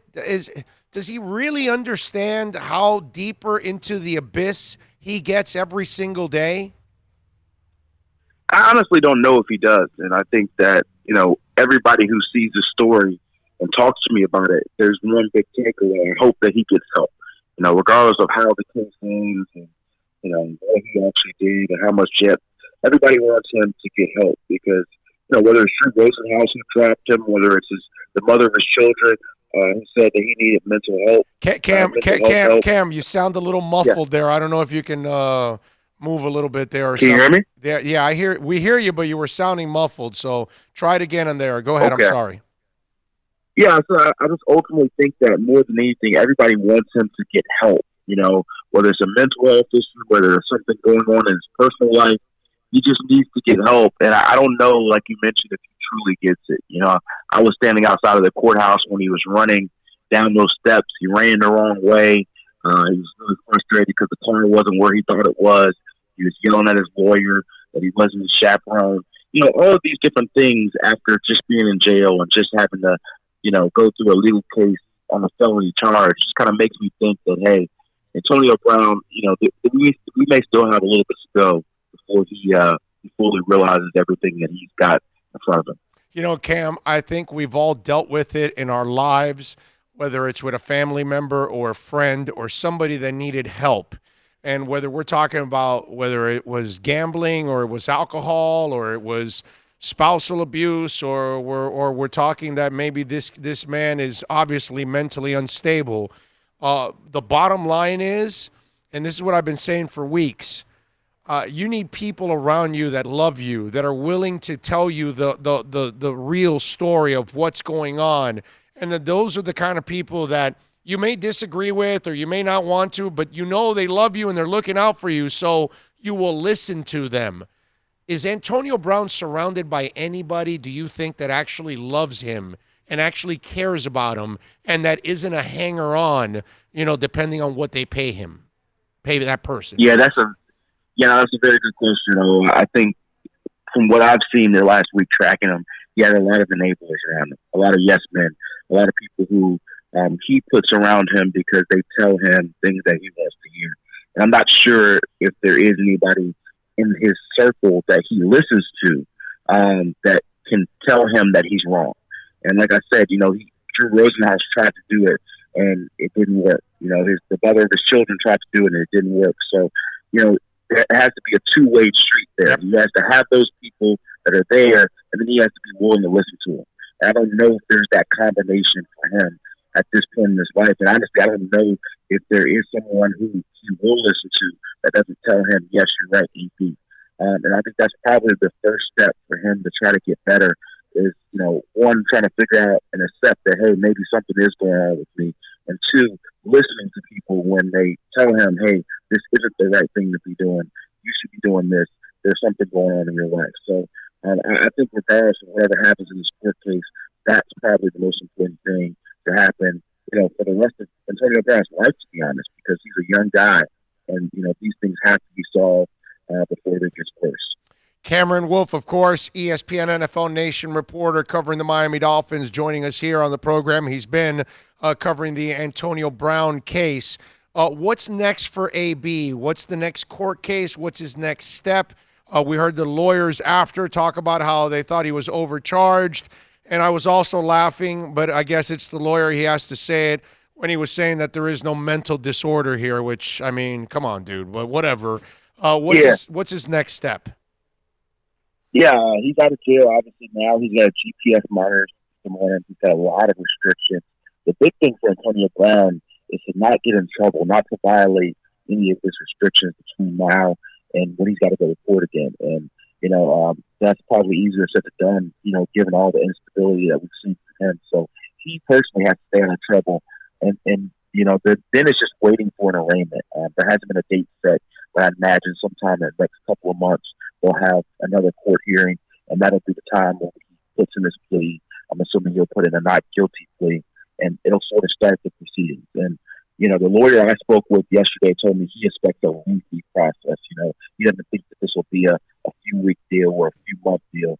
He thinks this thing will last for a while. And, the most likely, result in a lot of these cases is there's some sort of plea deal worked out before trial happens where the two sides feel comfortable with whatever consequence there is, but it avoids him, facing the maximum potential consequence. So, I think we're far away from that possible result. But, the main thing I said for AB now is to not give the police, the prosecutors, any more reason to say, hey, we're going to try to throw the book at you. Yeah, no. And that's going to be, again, I almost have, it's almost like I think it's impossible at this point for him not to implode again and do something stupid and put himself in this position. Now, the trainer, Holt, that also got arrested, what's his story? Yeah, it's funny. I actually was outside of Antonio Brown's home while we were waiting for him to turn himself in. And I actually was able to get inside the neighborhood. And I was riding by Antonio Brown's house. And outside of the house, I saw the trainer out there with a few of Antonio Brown's friends. So clearly, immediately after he got out of jail and was released, he went back to Antonio Brown's home and, was hanging out with him. So clearly this incident didn't affect their relationship in one bit. He's out on a $20,000 bond and a burglary with battery charge as well. Another serious charge, but it's not as trumped up of charges as Antonio Brown's, who has 3 charges. So he'll have to go through court the same way as Antonio Brown will, albeit with less media attention. And, he'll have to figure out his legal situation as well. So they're both in, having to deal with this matter that, they've had a significant hand in. And, the month ahead, we'll see exactly how willing the Broward County prosecutors are to levy a deal with them. Cameron, I would imagine we're going to see a civil lawsuit from the driver. Does that civil lawsuit come after the courts have already rendered their decision that he's either guilty or not of assault, or is that something that he can already do and start the process of a civil lawsuit going after Antonio Brown? Because I would imagine that that's the inevitable, my man. Yeah, you're right. I mean, a high-profile athlete, he knows he has a lot of money. Any reasonable person thinks that's probably coming. And there's not really a timeline there. He could start it actually now if he wanted to. A lot of times, in my experience, civil cases happen after the criminal case because you have all the information, right, and you can use that in your case. But if he wanted to, get the ball rolling and really want to expedite this thing, he could do a civil case tomorrow. There has been no real signs that that's what he's going to do yet. But I agree with you that it makes a lot of sense for him to go ahead and try to get whatever money he can out of the festival. Cameron, you got a little muffled there at the end, so whatever it is, don't do it again, please, because then we lose you a little bit there. All right, let's move over to the Dolphins, my man. A week at the Senior Bowl. I know you weren't there, but after everything that went on and is going on in this offseason, you got the people that say you need to trade up to try to get Tua if you have to. The people that say stay at number 5 and draft Tua. The people like me that say draft the best player, don't draft an injured player, or trade down and get more picks. So where does Cameron Wolfe stand? Well, if you had to play the GM, how do you stand at number 5? What do you do with the quarterback situation? How do you work all of that, my man? I'm quarterback at best. I know it may not be the way you want to go, but I think I've waited too long. And I think there's definitely some talented quarterbacks in this crop. You got 3 first-round picks, including 1 at 5. I think you sit there and take the best quarterback available at 5. And I think there's a good chance that that's Tua Tagovailoa. So that's the boat I'm in. I think that they can't keep kicking the can down the road, hoping that next year they'll be in better position to get whoever they want. If we expect them to be better with all the money and draft picks they have, they're not going to be in a good position to draft Trevor Lawrence or Justin Fields next year. So I think that, for this rebuild to really get booted up, it's got to get a quarterback. So whether they fall in love with Justin Herbert, whether the medicals clear out with Tua Tagovailoa, whether for some reason they figure out Jordan Love and think that he may be the guy, I think regardless, it would be extreme disappointment for the Dolphins not to walk out with a quarterback drafted in the first round in this draft. Wow. All right. So now you want Tua at 5, but would you trade up if you feel that somebody else is going to move in front of you? Would you give up picks to trade up for the often injured one? Yeah, that's the cat and mouse game, and I think that's going to be a real challenge for Chris Grier because there's going to be a lot of lying going on in the next few months where people are saying, "Hey, this guy's trying to trade up with me. Are you able to give me a first round pick to move up?" And you don't know if he's telling the truth or not. You may have to call his bluff. So this is where Chris Grier really earned his money to try to see if he can wade through all the noise versus what's reality. For me, I would try my best to keep those 3 first-round picks. I think that is the building blocks of this franchise. I think, you need a left tackle, you need an edge rusher, you need running back. You need so many holes. So they need to be collecting these picks, not trading them away. That being said, the most important thing for this draft is getting the quarterback. So if they love Tua and they are okay with the medicals and they feel like everything is everything and they are certain that a team is going to trade up and get them, then I don't have a problem with them going and making the move. I think that would be my last resort. But if they feel like they have to do it to get Tua and they love Tua, then go ahead and pull the trigger and go get your quarterback. Cameron Wolfe, of course, from ESPN. Cam, another story you've covered is Xavier Howard. What's the latest with X injury-wise and then obviously off the field with his court issue? What's the latest there? Yeah, as far as his injury, I know he had been on crutches last time we saw him come out of court. From what I understand, he had a knee scope procedure, and the expectation was that he was going to be available to participate again when off-season workouts began in April. So it seemed to be a pretty, I guess, a relatively minor, surgery is never minor, but relatively minor compared to a lot of new surgeries. So he should be in position to be healthy enough to play at the start of the 2020 season, fully healthy without any limitations. His legal situation is a lot more murky. There hasn't been any update as of this point, but I think at some point there will be a court date and arraignment set, and we'll determine exactly how far this will go with this legal process. So the Dolphins have been really quiet on it since we talked about it at the season-ending news conference. I think they want to let the legal process play out.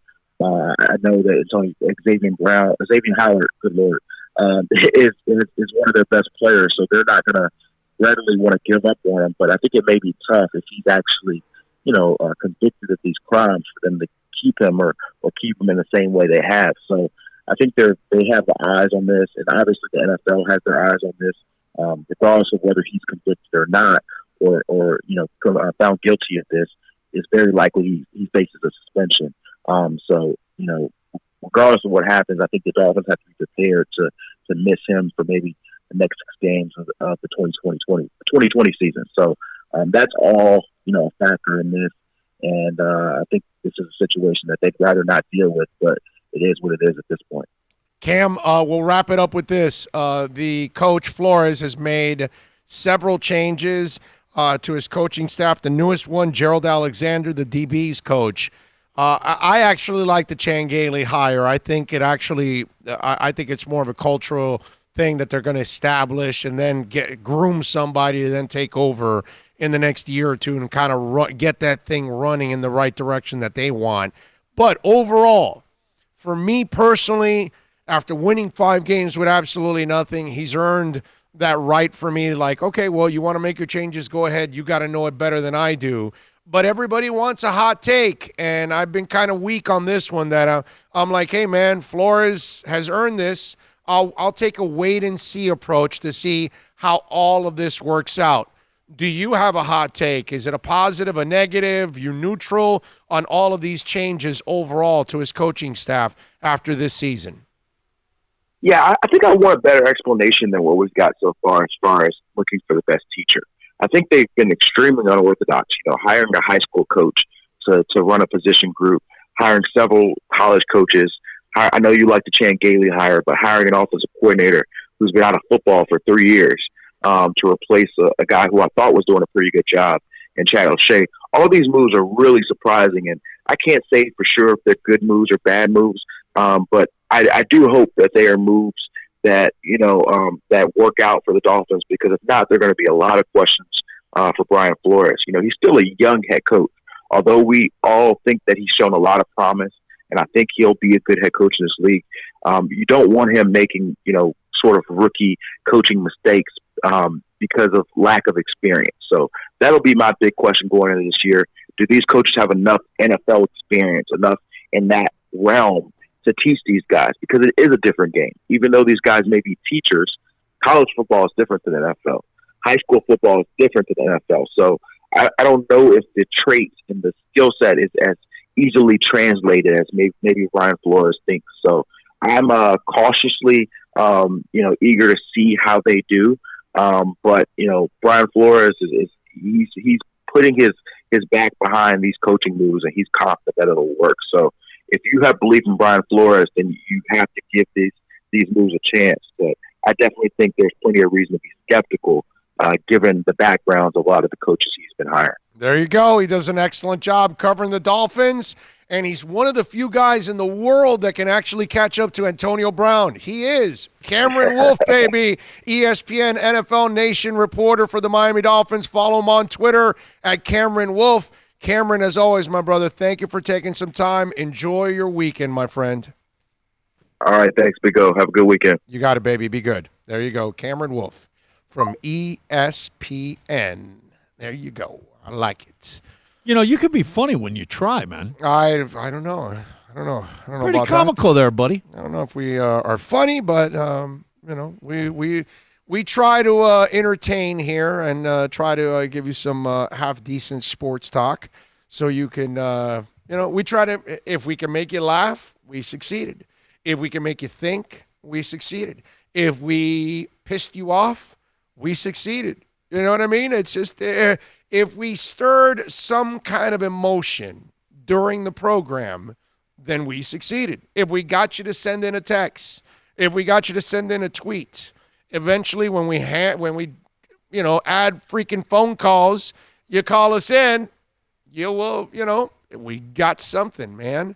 You know what I mean? More importantly, please reach out to our sponsors, because without that, we will not last. So that is the most important thing. Make sure you support our sponsors who have been so amazing in supporting us in this venture and really willing to grow with us, which we are growing every single day, and we are so blessed. So we thank you all for whether you watch us live, but, obviously the downloads is where it's at, and it has been out of control, the number of downloads, and we thank you for all of that profusely. I mean, we cannot thank you more for all of this. Can I confirm that they're watching us? What's that? Oh, okay. Really? Plan a Vegas trip. That's the email I just got. Yeah. Well, that's they know, man. Yeah, they're watching. They're listening. Myron asked me when we're on again on Mad Dog, and we're on next Sunday. Super Bowl Sunday, leading up to the game from 3 to 6:25. We will be on. So I'm looking forward. That's a fun 3 hours to be a part of, man.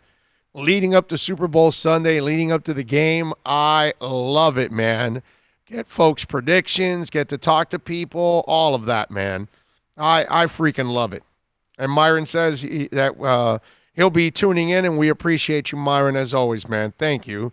NFL DFS Playback TV says, "Sup, everyone. I want you to make tons of money as we will invest in," what is this? Something medicine of all of them. What the hell are you talking about, bro? I don't know. Invest in this show, bro. Okay? Do that. NFL DS playback invest. That's what we need so we can keep this thing going. All right.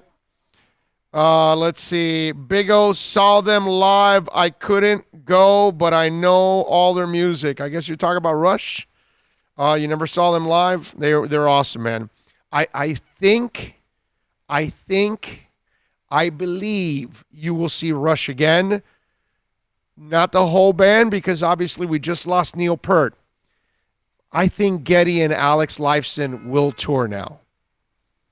I think they weren't touring because of Neil and because of their friendship and their bond. And they have been touring on their own, doing different things. Lifeson's played with another band and everything. And they've done like festivals where they've popped up in different places. They have the bug. Neil did not. I think that they will, in time, I think within you saw the Eagles continue right after Glenn Frey passed away. A lot of people thought, Don Henley will wrap it up and he'll only do solo. And I thought the same thing. And the Eagles went on to not replace Glenn Frey, but use a couple of voices, including his son, to fill in for Glenn Frey, and they have continued to tour, keeping the music alive. I believe Rush will do that, and they will get a Mike Portnoy. They will get a Jason Bonham. They will get a type of, incredible drummer. You have to. Well, yeah, of course. But it'll be an elite guy that they will get that will then play the concert. And here's my prediction.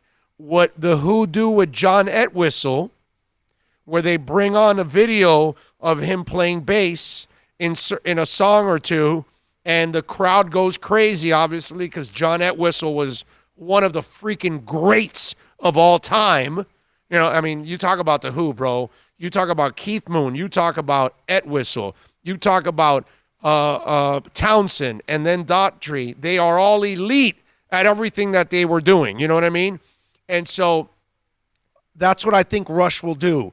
They will find an elite drummer to play in the shoes of Neil Peart and honor Neil Peart, and they will bring on Neil Peart. So for those of you that did not get to see Rush in its original lineup, you will see 2/3 of it down the line. Mark my words. That's my prediction. Lock it in stone. It's going to happen. But they will do it classy and give it some time. Just like the Who. Yeah. Just like the Eagles. They'll give it some time. But you can't wait too long, Bill, because unfortunately... A year, a little, somewhere they between a year, time. 2. They don't have time, Bill. They're not 30 years old. So yeah, but they can wait a year. Every year you wait, it's a year on Geddy Lee's voice. So you have to... I think they will wait, but not as long as, I think 1 year. Maybe that. I think 1 year. Yeah, maybe that. But it'll be around that, just like the Eagles did. And a drummer, I'm telling you. You got to bring a bad-ass drummer to do Neil Peart, the professor. Mike Portnoy knew about the cancer, he's tight with Neil. Neil doesn't talk to anybody.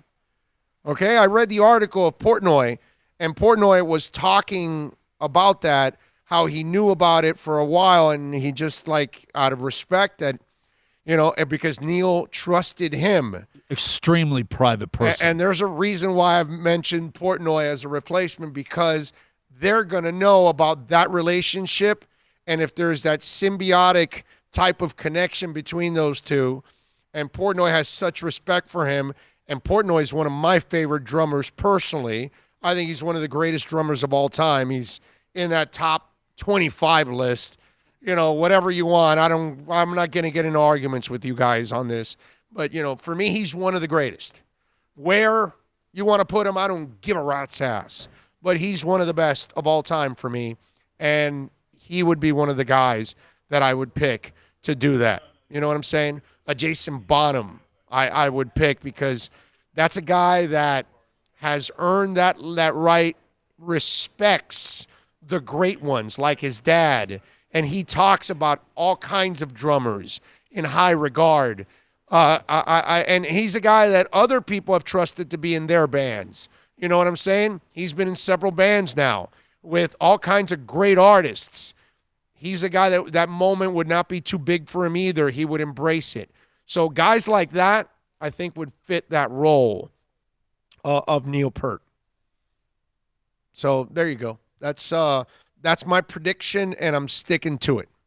And I think it's going to happen when it's all said and done. And guess what? I'll be there. I'll be there to see that concert. I'll be there to support the guys. I'll be there because I'm a fan. I love Rush, man. Great music, man. Yeah, incredible, incredible music. Some of the best lyrics of all time. Okay, that is just when you talk about lyricists.